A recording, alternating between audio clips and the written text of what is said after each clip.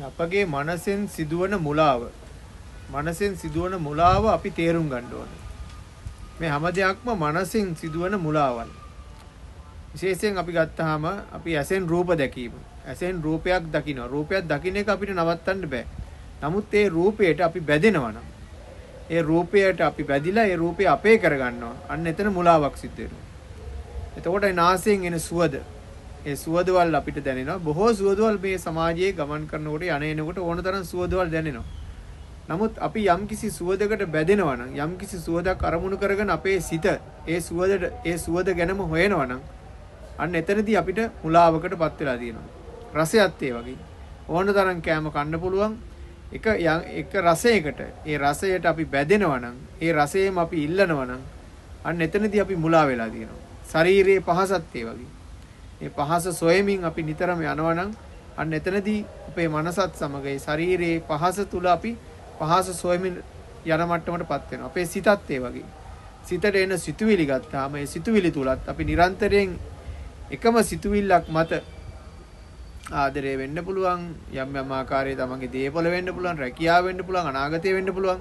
මේ දේවල් සම්බන්ධයෙන් අපි නිරන්තරයෙන්ම මානසික පීඩාවටපත් වෙලා බැඳිලා මානසික පීඩාවටපත් වෙනවා නම් මේ දේවල් වලට බැඳෙන්නේ තමන්මයි. මේක තමයි මුලාව. මේ මුලාව තමයි අපි තේරුම් ගන්න ඕනේ.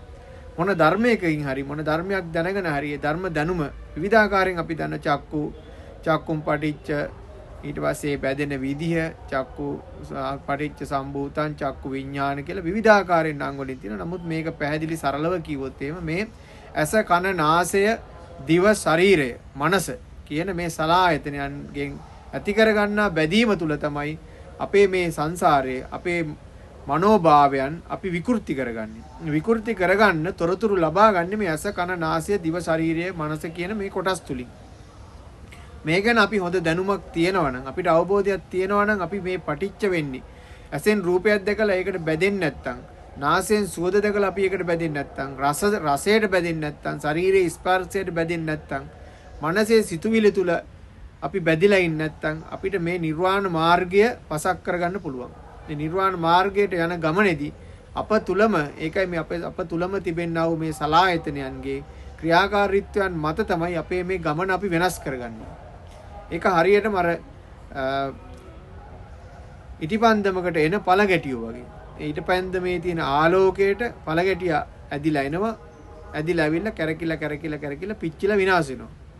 එතකොට ඒ ආලෝකය තමයි ඒ ඇසෙන් රූපයක් දකිනවා. රූපය දැකලා ඒ රූපය තමන්ගේ කියලා අත්පත් කර ගැනීම තමයි ඒ පළගැටිය ආලෝකය දැක්කහා සමානයි මේ රූපයක් දැකලා අපි ඒ රූපය ගැන අල්ලා ගැනීම. එහෙම නැත්නම් රූපයට බැඳීම. තවත් උදාහරණයක් ගත්තොත් ඔය මෙරුව ඕන තරම් අර ලයිට් වලට ගිහිල්ලා පිච්චිලා මැරිලනවා. ඒ ලයිට් එක ආලෝකය තමයි අරයා දකින මුලාව. ඒ මුලාව ඇති වෙන්නේ මේ ඇස කන නාසය කියන අපේ ශරීරයේ මේ තියෙන අංගයන්ගෙන්. ඉතින් මේක අපි තේරුම් ගන්න ඕනේ ධර්මානුකූලව ජීවත් වෙන කෙනෙකුට මේ තුල සංවරයක් තියෙන්න ඕනේ. කිසිම කෙනෙකුට මේ දේවල් දකින්න නැතුව ඉන්නවා කියලා කියන්න බෑ. ඇසෙන් රූප දකින්නවා. නාසයෙන් සුවඳ දකින්නවා. දිවෙන් රස දකින්නවා. මේ අපේ ශරීරය පිනවනවා. මනසින් සිතුවිලි. මේ දේවල් අපි විඳිනවා. නමුත් මේ දේවල් අපි අල්ලගන්නේ. මේ දේවල් වලට බැඳෙන්නේ. ඒක තමයි අපි තුල සිදු කරගත යුතු අපේ සංගමය.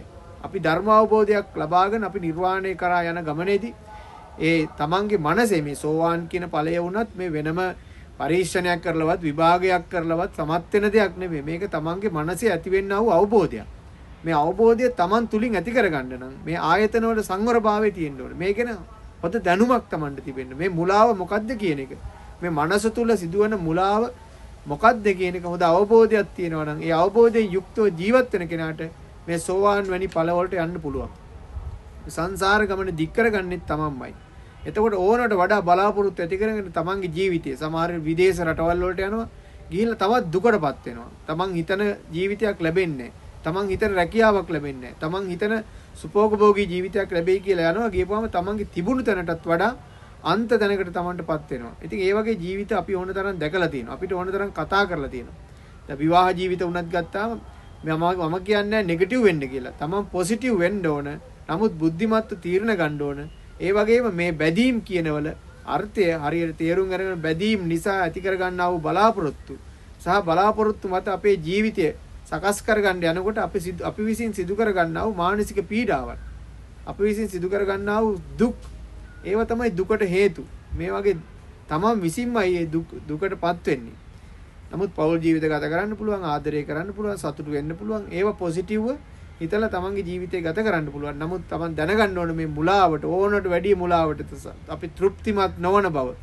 මුදල් වලින් තෘප්තිමත් නැහැ, රැකියාවෙන් තෘප්තිමත් නැහැ. විවිධාකාර රටවල් වල ඇවිදිනවා, රස්සාවල් කරනවා. නමුත් තමන් තෘප්තිමත් නැහැ.